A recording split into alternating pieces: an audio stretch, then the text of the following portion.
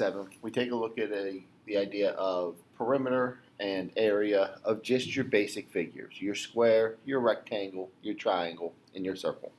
So taking a look at our opener here, it says find the area of the perimeter of a rectangle. For area of a rectangle is length times width, or some people prefer to use the terminology base times height. Either one is perfectly fine. Essentially, we were taking 8 inches times 4 inches to get 32 inches squared.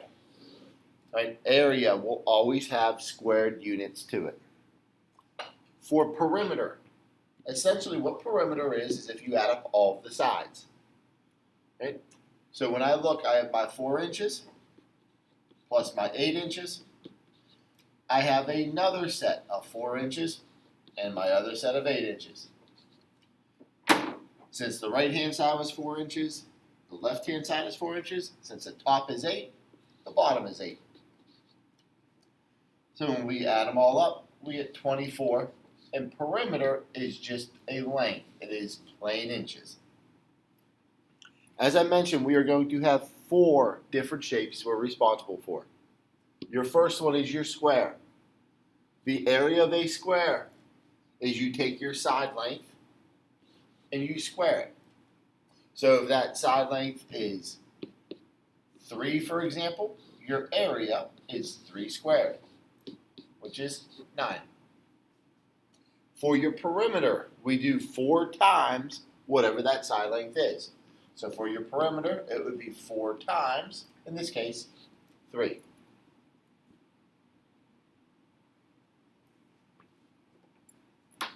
Sorry about that. Something went a little haywire for me. 4. Whoop.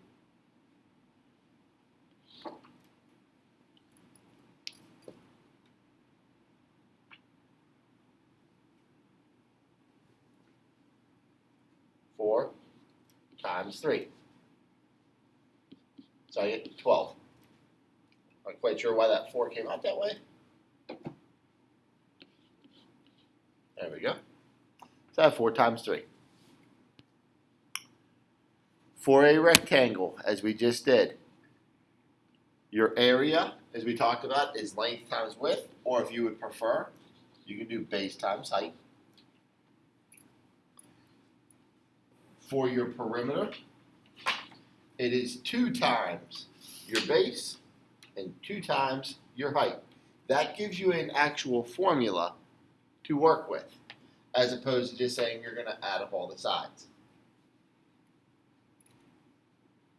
For your triangle, your perimeter truly is add up all your sides. Keep in mind, in this picture that's here, this H is not a side of your triangle. So it is not involved in the perimeter. However, it is involved in the area. Area of a triangle is either base times height divided by 2, or some people prefer to say 1/2 the base times the height. Either way is perfectly fine. Your fourth shape is a circle. In a circle, there is no such thing as perimeter because there are no sides to add up. Instead, they'll call it the circumference. To find our circumference, it is 2 times pi times your radius, or pi times your diameter. Because if you have 2 times your radius, you'll get your diameter of your circle. For your area is pi r squared. Most calculators have the pi button on it. If they do, that's the button you should use. If you cannot use the pi button, if you're using your phone, for example, and it doesn't have it, or a basic calculator that doesn't have it, we are allowed to use 3.14 instead. Let's take a look at your first example then. First example says the inbounds portion of a singles tennis court is shown. Find the perimeter and the area. So I have a rectangle. For the area of a rectangle, it is length times width, or base times height.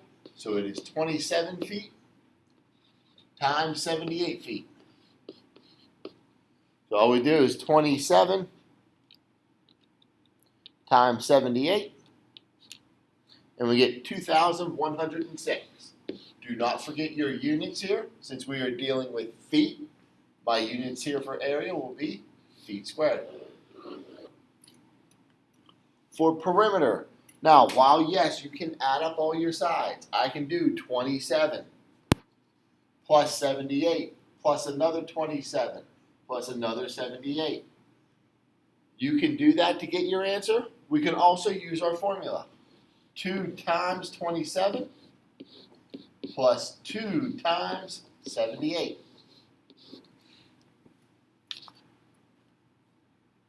2 times 27 plus 2 times 78.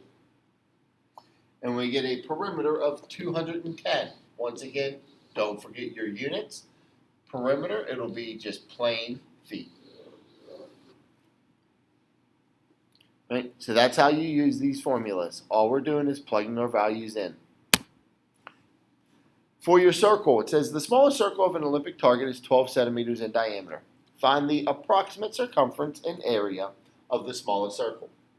So circumference, our formula says we do 2 times pi times the radius. If the diameter is 12 centimeters, your radius is always half as big. So it will be 6 centimeters. So it is 2 times pi times 6. Or we could have done pi times the diameter, which was 12. Either way is perfectly fine. 12 times pi, we get 37.6991. Our rule of thumb is 2 decimal places, unless they specify otherwise. So going out 2 decimal places is here. This 9 tells me to round up. So we actually get 37.7. And circumference would be a plain unit. So it is just plain centimeters. For your area, area is pi r squared. So I have pi times 6 squared. Now, order of operation tells me I need to square my 6 first. So it is actually pi times 36.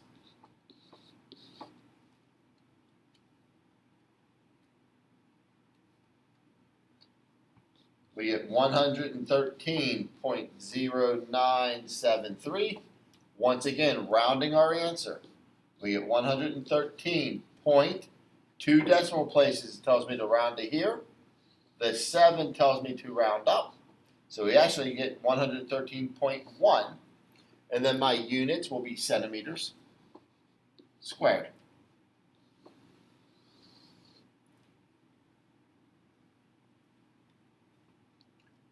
And your next one that's there, once again, finding the circumference in the area of your circle. It says find the approximate circumference and area of that circle if the radius is 8.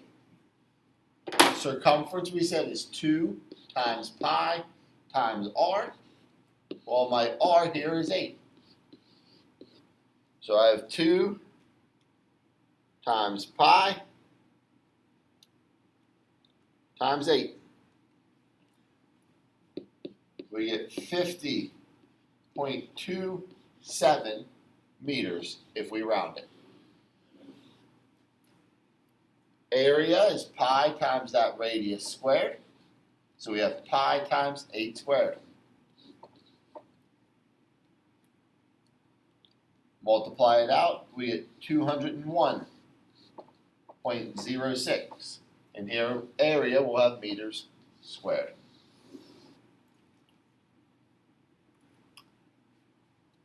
In example 4, it says triangle JKL has the vertices that are given there. Find the approximate perimeter of your triangle.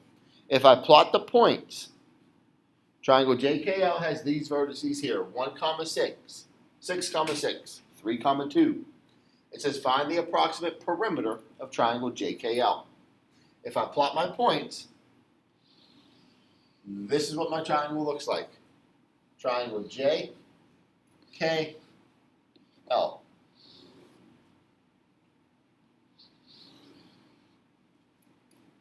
To find the perimeter, I would need to know my three side lengths.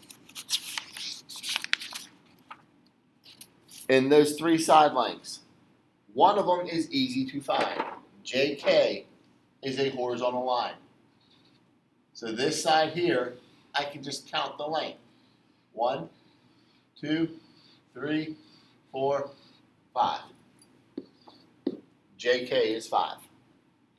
Unfortunately, my other two cannot be counted. Anytime you go on a slant, like you do for JL, or like we do for LK, to find the length, you have to use your distance formula. So I'm going to plug those points for J and L into that distance formula we learned earlier in the chapter. JL, I take my big square root, and I'm going to plug my points in. My distance formula said I will subtract my x's. So I have 1 minus 3 squared, because those are the x values of your 2 points. Plus, now I do the y values. For J and L, it would be 6 minus 2.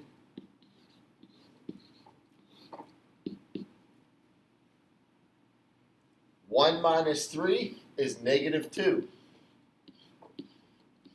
6 minus 2 is 4.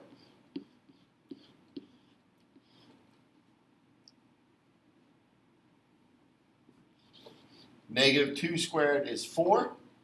4 squared is 16. We add them together, we have the square root of 20. Typing the square root of 20 into our calculator, we get 4.47.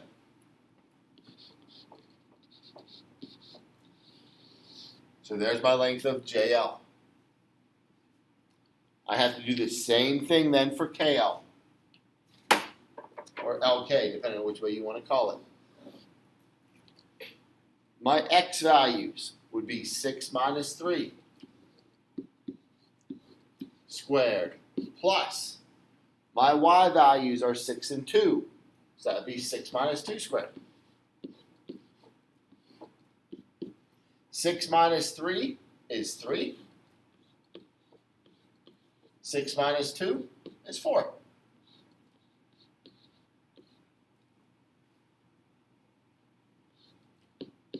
Three squared is 9. 4 squared is 16.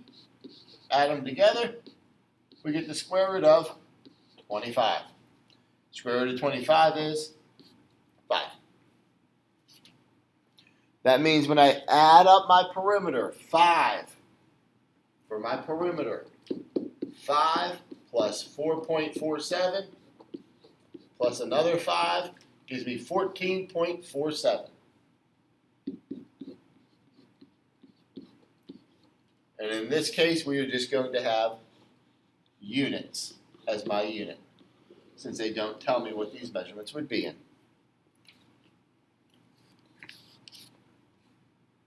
Brings us to our last two problems. First one says you're using a roller to smooth the lawn. You can roll about 125 square yards in 1 minute. About how many minutes does it take to roll a lawn that is 120 feet long and 75 feet wide? So I have a yard that is 120 feet long and 75 feet wide. I'm going to roll that lawn. I can do 125 yards in 1 minute. The very first thing I'm going to point out here is we have an issue with our units. I must change my units. I have yards, I have feet. So since we have our rectangle already drawn, I'm going to change my 120 feet into yards. There are 3 feet in 1 yard. So if I divide 120 by 3, I will get 40 yards. When I take my 75 divided by 3, I'll have 25 yards. Now we can actually make some comparisons. If I can do 125 square yards is an area, which means I need the area of my rectangle. So I'm going to do base times height or length times width, depending on the terminology you want. So I am 40 times 25. 40 times 25 gives me an area of 1,000. So I have an area of 1,000 yards squared. It tells me I can do 125 square yards in 1 minute. I have 1,000 square yards. I just don't know how long it's going to be. So I'm going to call that my x. These ratios have to be equal to each other. So it's a nice little proportion to solve. Cross multiply and it'll do the work for you. 1 times 1,000 gives me 1,000. 125 times x is 125x. Now we just divide it.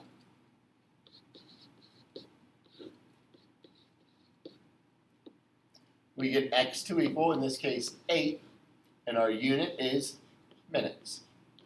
It will take us 8 minutes to smooth that lawn. Brings us to our last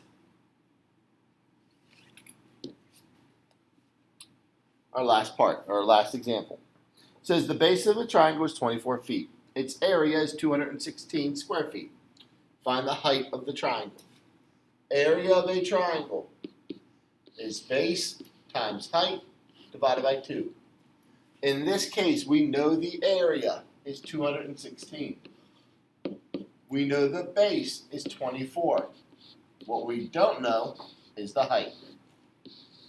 So we fill in our pieces, and it gives us our equation to solve.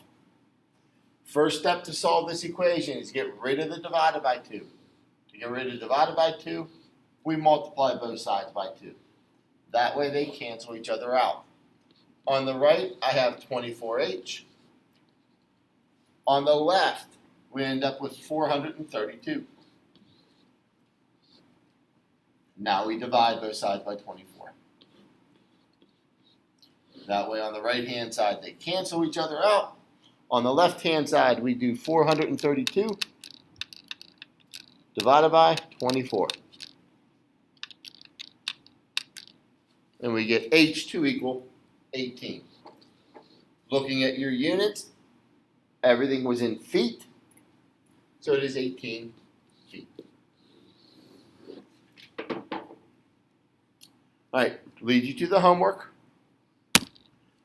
Your homework is pages 52 to 54. Numbers 4 to 10, 12 to 18 even, and then 27 to 37. We will have a chapter test.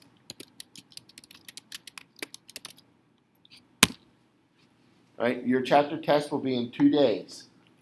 Well, in 2 lessons, I should say. The very next lesson we have, you will review, and then the second lesson after that will be your chapter 1 test. All right, so take a look at our classroom page. It'll tell you what day our test is going to be. Right. The next day we have class, we're just going to work on a review so I can answer some of your questions. And then the day after that will be your chapter 1 test. All right. Have a good day.